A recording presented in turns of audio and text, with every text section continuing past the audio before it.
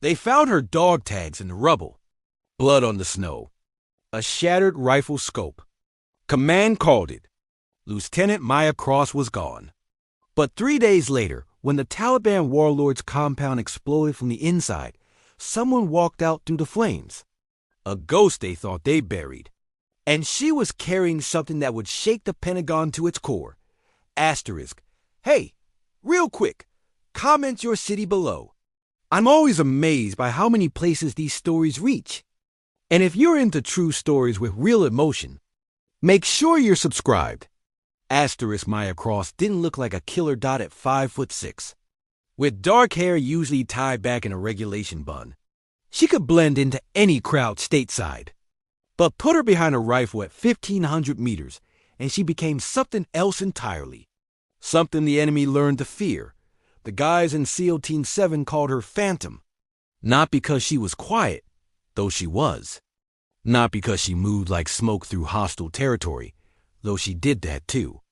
They called her Phantom because her targets never knew. She was there until it was already over. 12 confirmed kills in Afghanistan. 17 in Syria. Numbers that made seasoned operators take notice. But Maya never talked about the numbers. She talked about the missions, the brothers she brought home, the lives saved by the lives she'd taken. That's what made her different. Commander Jackson Hayes had handpicked her for Task Force Rafe, an off-the-books unit operating in the darkest corners of the War on Terror. If Rafe didn't exist on paper, neither did their operations. Neither did their casualties, which made what happened in the Hindu Kush all the more complicated. The mission brief was simple. Too simple, Maya thought, studying the satellite imagery in the briefing room at Bagram. A Taliban warlord named Zahir Khan had taken 3 aid workers hostage in a mountain compound. Intel said he was planning to execute them on video within 72 hours. "We go in fast, we go in quiet," Hayes said, his weathered face illuminated by the projector's glow. "Maya, you're Overwatch. There's a ridge here, 800 meters from the main compound. You'll have eyes on everything." She nodded, tracing the topography with her finger. Something felt wrong. The compound was too exposed. The ridge too perfect. Like a stage set waiting for actors. "What about Exfil?" asked Danny Torres, her spotter. Young, eager, with steady hands and sharper eyes. He'd been with her for 8 months. Kept her alive in Mosul when an IED nearly turned their hide site into a crater. "Same route in. We'll have birds on standby, but the weather's turning. If a storm rolls in, we walk out." Hayes looked at each of them. Questions? Maya had 100. She asked none of them. They inserted at 020 hours, dropping from helicopters into terrain so hostile it made the moon look welcoming. The mountains cut the sky into jagged pieces. Wind howled through valleys that had swallowed armies for thousands of years. Maya and Gaia. Danny made the ridge by 0400. Set up their hide site under camouflage netting that made them invisible to everything except God. Her rifle, a custom-built M110 that she'd named Mercy, settled into her shoulder like an old friend. Range? She whispered into her mic. Danny glassed the compound through his scope. 827 meters. Wind 3/4, gusting to full. Temperature dropping. She made the calculations automatically, muscle memory and math becoming one. Her breathing slowed. Heartbeat steadied. This was the calm. The moment before the storm where everything made sense. The assault team moved into position. 6 operators against an estimated 20 hostiles. Bad odds that they'd faced before. Then the first shots cracked across the valley. Not from her team. From the compound. They'd been waiting. "It's a trap!" Hayes' voice exploded over the radio. "Fall back! Fall back!" But falling back meant crossing 200 meters of open ground while machine gun fire chewed the earth in the fountains of frozen dirt. Maya's scope found the gunner. Center mass. Squeeze. The man dropped. Another took his place immediately. She dropped him too. "They've got RPGs." Someone screamed. An explosion turned night into day. When her vision cleared, 3 of her teammates were down. Danny, spot the shooter. Second floor, east window. I don't have him. There's too much smoke. Maya's training took over. She slowed her breathing further, let her mind become still water. Through the chaos, through the smoke and fire, she found the shape of a man with a rocket launcher. 700 meters, elevated position. Wind now gusting hard enough to push her shot 3 inches left. She adjusted. Fired. The man tumbled backward. The RPG clattering unfired to the ground, but more kept coming. Dozens of them pouring from buildings that Intel had sworn were empty. This wasn't a hostage situation. It was an ambush. Someone had fed them poison information, and now her brothers were dying because of it. Phantom, we need you to cover our 6. Hayes was moving now, dragging wounded, laying down suppressing fire. There's a secondary force coming up the western approach. Maya swung her rifle, found 3 trucks loaded with fighters racing along the mountain road. Too many, moving too fast. She couldn't stop them all. I'm going loud, she said, switching to semi-auto and pumping rounds into the lead truck's engine block. It ground to a halt. The second truck swerved, nearly went off the cliff. The third kept coming. That's when she heard it. A sound that turned her blood to ice dot the high-pitched whistle of incoming mortar. Danny, get down! They flattened as the world exploded around them. Her ears rang. Couldn't hear. Couldn't think. Dust and rock rained down. When she looked up, Danny was screaming something, pointing. The ridge was collapsing. She grabbed her rifle, grabbed Danny's vest, tried to pull them both back. But the mountain was falling away beneath them, thousands of tons of rock giving up its ancient grip.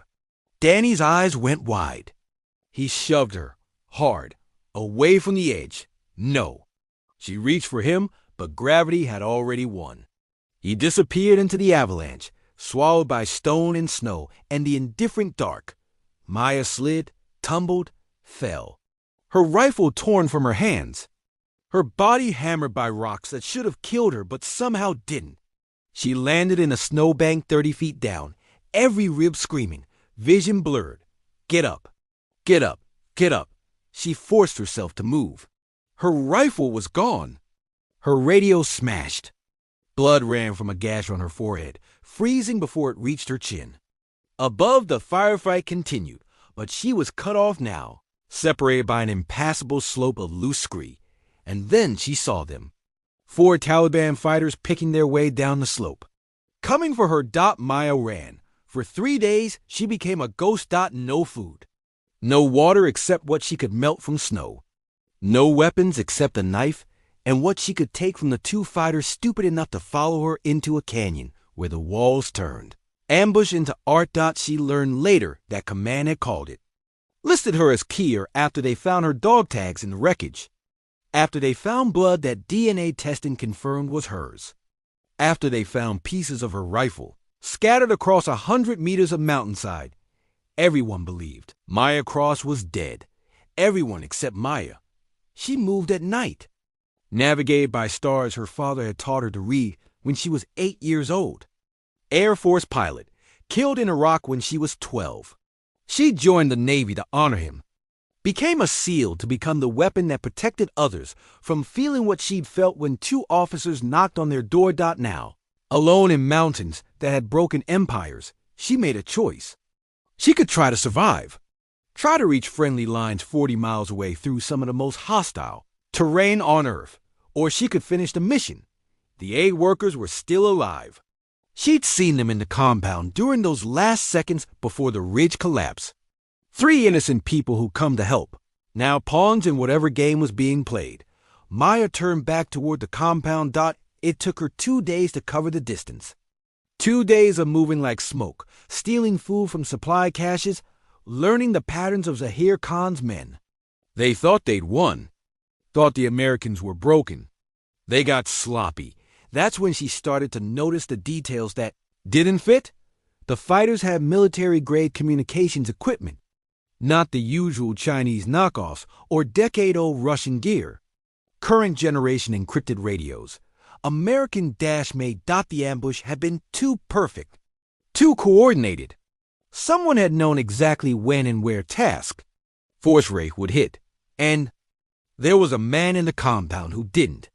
Below Western, tall, moving, with the confidence of someone who gave orders rather than took them. She never got close enough to see his face, but she watched him talking to Zahir Khan like they were old friends. On the third night, she made her move. The compound security was tight at the perimeter, but lazy close to the center. They never imagined the threat was already inside their walls. Maya slid past 2 guards, climbed to the roof of the barracks, and waited. The Western man emerged from the main building at 03:00 hours, alone, smoking a cigarette like he had all the time in the world. Maya dropped behind him, silent as snow. Don't move. Don't speak. He froze. Smart she patted him down, found a satellite phone and a Glock. Took both. Pressed her knife against his spine. The hostages. Where? Basement. East building. His accent was American, Midwestern. But you're making a mistake. Turn around, slowly. When she saw his face, her world tilted. Commander Richard Dalton, Task Force Rafe's previous commanding officer. The man who retired 6 months ago after 30 years of service. The man who recommended Maya for the team in the first place. Hello, Maya, he said, not even surprised. I knew you were too stubborn to die. You sold us out. Her voice was flat, empty. All the emotion burned away by 3 days of survival. You set up the ambush. Dalton had the decency not to deny it. I gave them the mission parameters, yes. But I didn't expect you to be there. Hayes changed the roster at the last minute. Why? Because this war is a lie. He said it like he was commenting on the weather. 20 years, Maya. 20 years of fighting and dying for politicians who measure success in election cycles. The Taliban will be back in Kabul within a year. Everything we bled for, meaningless. So you became a traitor. I became pragmatic. Zahir Khan pays well. Very well. And when the Taliban retake the country, men like me who helped them will be remembered, protected. Maya's hand tightened on the knife. The hostages. Leverage. Khan plans to trade them for prisoners. I helped arrange the capture. Made sure the right intel reached the right people. He smiled. You could join us. You're dead officially. No one's looking for you. We could use someone with your skills. She thought about Danny, about the men who died in the ambush, about her father, who believed that service meant something, that sacrifice had meaning. Counteroffer, she said. You're going to walk me to those hostages. We're going to get them out. And then you're going to spend the rest of your life in Leavenworth. Dalton laughed. With what leverage? You have a knife. I have 50 armed men in this compound. I have this. She held up the satellite phone. Already sent everything on here to 3 different intelligence agencies. Encrypted messages. Financial records. Photos of you shaking hands with Khan. It's over, Dalton. The laugh died. You're bluffing. Am I? There's a drone overhead right now. Has been since I activated the phone's beacon.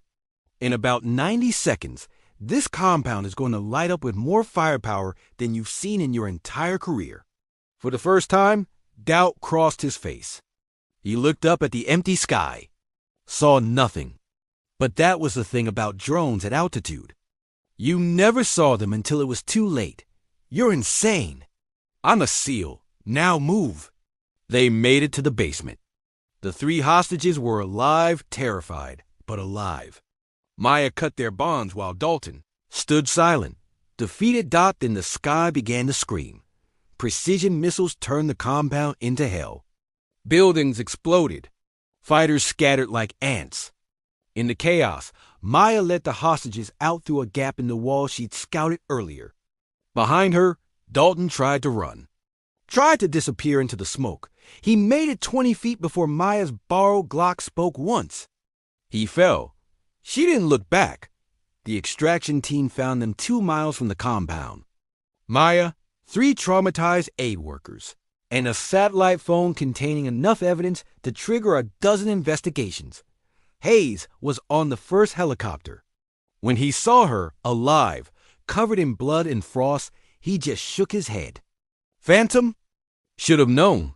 Danny? She asked, though she knew the answer. Hayes' silence said everything. They flew her to Bagram, then to Germany, then to Bethesda Naval Hospital where doctors cataloged her injuries. Broken ribs, concussion, severe dehydration, frostbite on 3 fingers. A dozen other things that should have killed her but didn't. The debriefing took 3 days. She told them everything. About Dalton, about the ambush, about surviving in the mountains and going back alone. Men with stars on their shoulders listened, took notes, asked questions she couldn't answer. Did you know Dalton was compromised before the mission? Asked a colonel whose name she never learned. No, sir. But you suspected the mission was wrong. I suspected something was off. I didn't know what. Yet you didn't voice your concerns. Maya met his eyes. Would it have mattered? He didn't answer. They never did. The official story was sanitized. Commander Dalton killed in action during a classified operation. Lieutenant Maya Cross rescued after being trapped behind enemy lines. The truth buried under layers of classification and plausible deniability. She received a Navy Cross in a private ceremony attended by 12 people, most of whom she'd never met. They pinned the medal to her chest and told her she was a hero. She thought about Danny, about the men who died, because someone they trusted had sold them out. Heroes were supposed to feel different. She just felt tired. 6 months later, Maya sat in a coffee shop in Virginia Beach. Civilian clothes. Hair down. Nobody's weapon but her own woman. She'd taken the discharge. Medical retirement with full honors. The nightmares made sure she'd never pass another psych eval anyway. Some nights she was back on that ridge, watching Danny fall. Other nights she was pulling the trigger on Dalton. Both felt like failure. Her phone buzzed. Unknown number. She almost didn't answer. Lieutenant Cross? A woman's voice, professional. My name is Sarah Chun. I work for a government agency you've never heard of. We handle situations that officially don't exist. Not interested. We found something in Dalton's communications. Something he was working on before you killed him. Something bigger than a warlord in Afghanistan. Maya stared at her reflection in the coffee shop window. Saw the woman who'd walked out of a storm. Who'd refused to stay dead.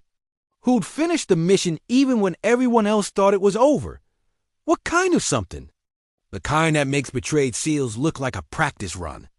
We need someone who's already a ghost. Someone who knows what it means to be buried and come back. Someone who doesn't officially exist. Outside, it started to rain. The first drops hit the window like tiny detonations. Maya thought about Danny, about her father, about all the reasons she'd ever put on a uniform. Some fights didn't end just because you wanted them to. Some storms you had to walk into knowing you might not walk back out. When do I start? Sarah Chun's smile carried through the phone. You already did.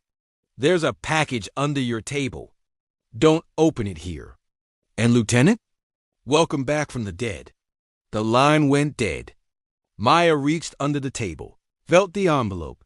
Heavy, sealed, waiting. She left money on the counter and walked out into the rain. Behind her, the life she tried to build dissolved like smoke. Ahead, in the storm, something worse than death was waiting. But Maya, Cross had already died once in the Hindu Kush. Everything after that was borrowed time. She was done running from Ghost Dot. It was time to become one. Asterisk. That's the end of today's story, but I hope it stays with you for a while. If something in it spoke to you, hit that like button, subscribe if you haven't yet, and share your thoughts. It's your comments that keep me inspired to make the next one.